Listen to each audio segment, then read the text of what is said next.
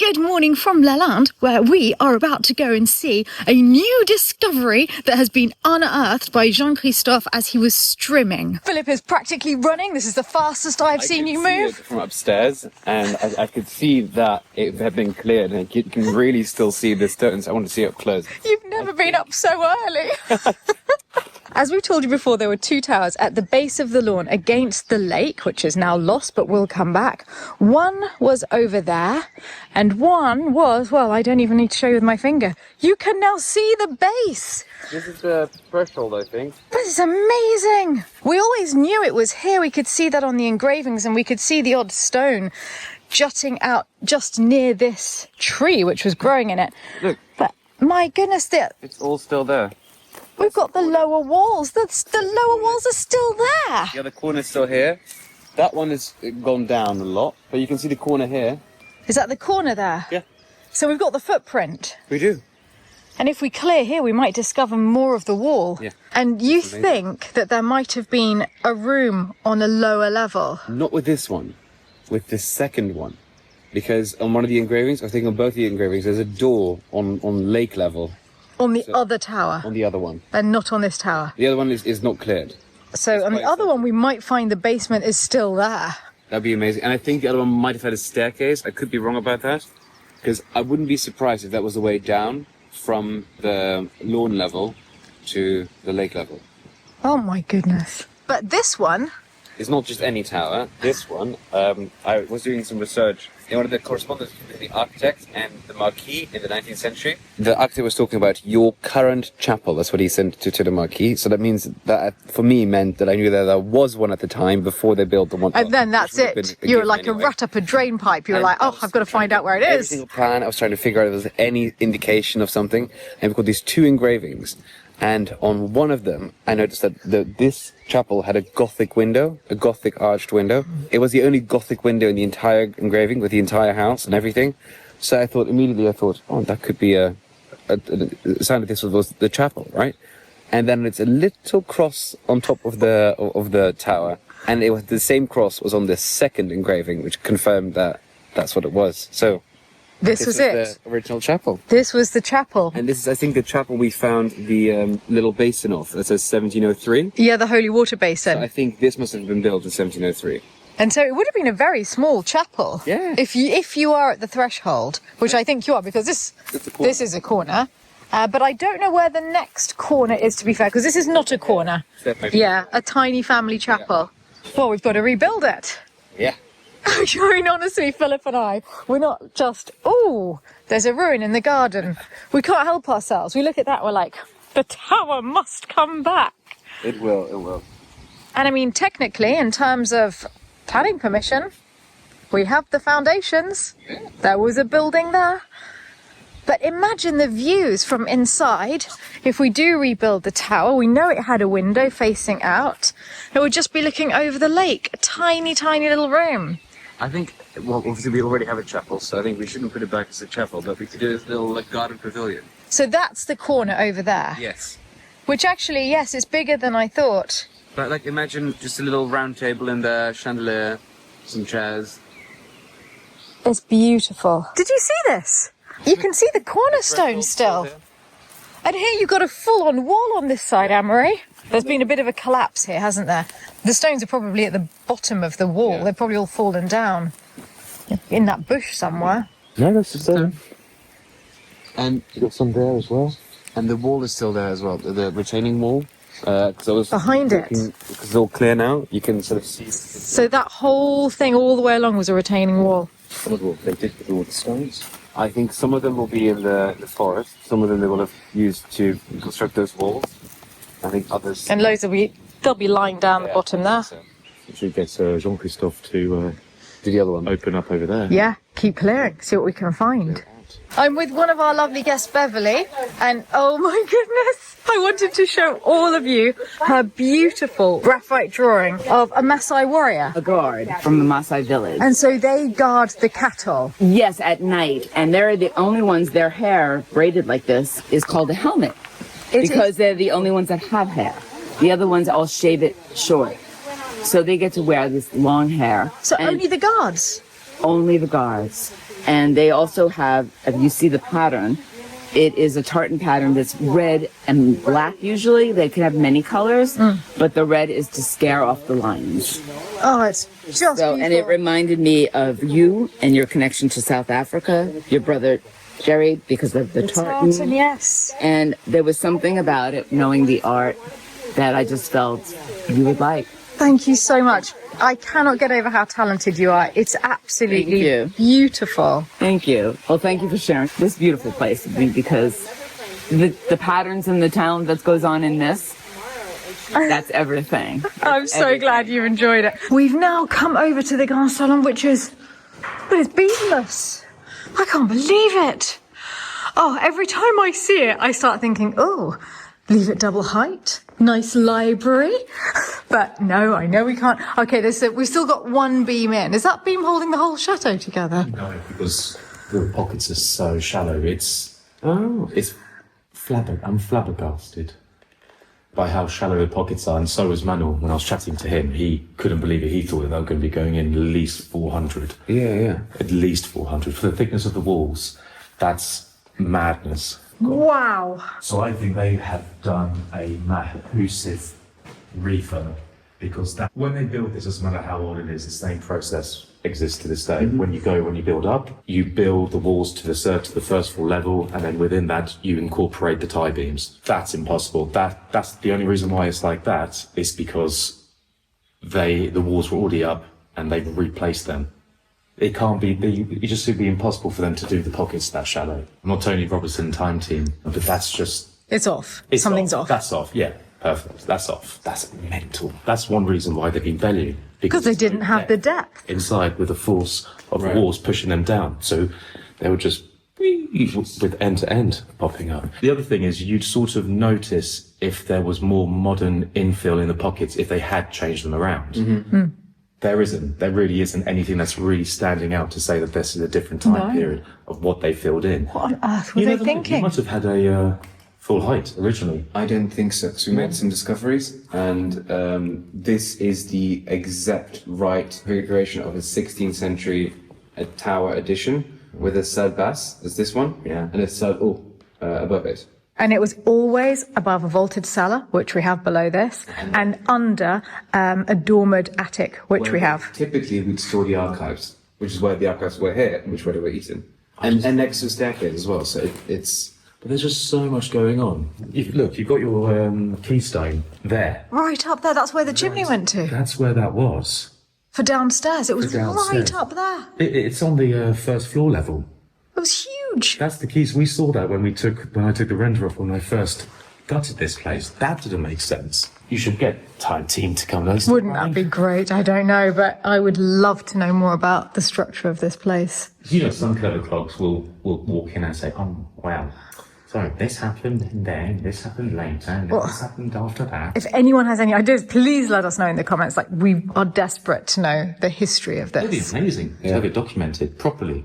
I honestly think that anyone, even if they know nothing about building, will be astonished that that's the depth that the beams went in to support the entire structure. Yeah. I mean, anyone will be surprised by that. And plus, you really wouldn't have put a pocket that close To the window. to the but to the lintel. To the lintel, nice one. You wouldn't have put a pocket that close to that, because there's no. So the lintel might have been made bigger afterwards, because they wouldn't have had such big openings in a defensive structure. But you can see that they've chiseled away at it. Yeah. Can you see it? That stone there continues all the way up to there, but they've actually notched it out to fit that pocket in. They wouldn't have done that. It would have been built around the tie beam. And a bit more terrifying because the ends were not quite what we were expecting. That is what was holding the chateau up. In the end, not the actual mass. The mass is still good, but Yeah, just the end, but it's the ends that were going in. And it's coming. It's just, oh my goodness. But what's worrying, what I think is more worrying, that's the bottom. Oh, really? So that was like that. Oh, yeah. So that, do we have anything level? Yes, it was already going. So that's the edge. It already dropped. Anne-Marie, can I just say one more time, thank you for telling me you thought there was a problem with the beams. I'm pretty sure there's been over the last 3 years since starting the work, saying that there's an issue, coming up until this very moment now, visually, for you seeing that. I'm sure there was a time when you were thinking, Is this I shouldn't necessary? have done this. I shouldn't I have don't think so. No, I've been pretty excited. At the beginning, I didn't want to start it, but once I'd started, I got excited. Once you had sort of I understand that, but when you started getting the first quotes, It's horrendous. before we even found what you've got above our heads on the painted ceiling, I'm sure all of those combined, you must have been laying in bed thinking, I shouldn't have listened to him. I shouldn't have listened to him. Mummy was right. Mummy was right. I'm sure your mum. Oh, Mummy's like, it's absolutely fine. Leave it as it is. Just, you don't need to panel anything. Everything's perfect. Well, Mummy, there we go. That's literally what was above our heads. And then that's the other side. Unbelievable. That's the other side. It's just, I mean, it's dust. We were held by dust. You don't need someone that's got letters in front of their names or donkey's years of experience. You just need a little bit of common sense, thinking, well, look, and we didn't even know that in the stud work upstairs in Bersin d'Issoisel was rammed with granite as well. Every single void in the stud work was rammed with So granite. heavy, the weight. The framework itself was oak. Of course, there's nothing wrong with it. That's what they had at the time to do what they were doing. Yeah. It's not the granite bit. But these had started to give way. But everything. There was a cast iron bath there above our heads. and a piano at some point. And what you were doing with it, you're going, if you want to get a bit rumpy-pumpy in the bedroom upstairs, that's that force, Amory, that was my parents' bedroom. Can you just stop? Just stop. Well, you were. How did you come about? Not in 2005. But no, I dread to think, what you have to deal with stress-wise with the finances and organising the teams and all of that kind of stuff. But hand on heart, I truly, truly, truly believe that this was like a ticking time bomb. Well, I can see that now. Hand on heart. The more we got into it, the more I realised, okay, my conscience is clear in the sense that I've given you good advice, but for you to process it. Just one more time, I just want to say, that was holding the entire structure up in that. It's insane. It's very hard to see the proportion. So, Amory's just going to show us how. Oh, sticking out. So that doesn't quite fit. Doesn't know. That's terrifying. So this is the best thing that could ever have happened to this chateau. Well, yeah, but I also think the best thing that's happened to the chateau is obviously you. And you. Well, all of us. We're a team. Well, Seth was here first, but Seth, you've always had a passion for, you weren't in the financial situation you are now, but you've always wanted the best for the chateau. You're now in a position that you really can give your all to it for the betterment and the longevity of the chateau. Yeah. Oh, that's so exciting. But I think that's the most important thing. There's lots of people that buy these kind of places don't have the finances, the means, the passion, but not the finances. And unfortunately, that's the killer. It's being able to afford the professionals, being able to afford the materials. It's agonising. So, they're losing lots of beautiful places, but this one, you really bring it back to life. To put it in perspective, I don't think people realise just how much it is to keep all of this going. On a normal month, the bills for the contractors and the employees who are here is over 20,000 euros a month. And on a month when we're doing things like this and there's more contractors in, we're up to 30, 40,000 a month. Or more some months. So it's a heavy financial burden doing this, but it is the dream of my whole life, and I'm so excited to be able to do it. And there is no way that we would be able to save this building like this if it weren't for all of you viewers watching these videos and without the absolutely incredible support of all of the patrons of the Chateau Diaries. Because for the monthly membership, which starts at $5 a month, that each of my patrons is sending, we are able to transform the chateau like this. So a huge shout out to my patrons. Thank you. It was literally about to fall onto our heads. But also, imagine how many other chateaus there are that are falling down, that have fallen down, because things like this, people don't have the money to do things like this. No. I mean, there's no way you would be able to find the money and do it. There is no way. You would have had Absolutely the lovely no way. place in the centre, just like fall. Yeah. I don't know, could have gone down the OnlyFans direction. Well, obviously, I'm still considering that as a backup. 18th century fan. And I'll tell you what, you and Natty could make a fortune. It's good to have that in reserve. Trying to pimp us out. Don't listen, darling. This conversation isn't for you, for your little ears. Andrew and Michael just did a run to collect some bacon sandwiches, so that's suddenly become my #1 priority. Oh, you marvel. Life is so, so, so good. But you missed the full English, you're just getting the sandwich. Trust me, this is my favourite bit. This is so good. We're having dessert now. We're having these amazing stroopwafels that were a gift, and they're quite luxurious stroopwafels. But Philip is a bit stressed because I'm doing it this way. My Dutch friends taught me to do this to warm it. Ugh, savages. And you're saying that the Netherlands is divided It's like in the UK where you've got like the debate whether it's jam first or cream first. on the scone. Yeah, and so it's the same here. Where I think it's like No, there's no debate. 40%. Oh, scones People go. just do it wrong. I think Any Dutch out there? Do you put your stroopwafel on your coffee or tea or not? or do you have taste? So this is the original wallpaper. It's a lovely colourway, but obviously it's very dirty. It's stained. It's got a sort of a yellow tint to it. You know, like old newspapers, they go a bit yellow with age, don't they? So I think the colours are not the original. So what we need to do is find new colours that we're going to also match the kitchen colours that Stephanie and Philip have chosen. These are our whites. That's ceiling, panelling, I think, this one. Then this is very similar to some of our cabinets.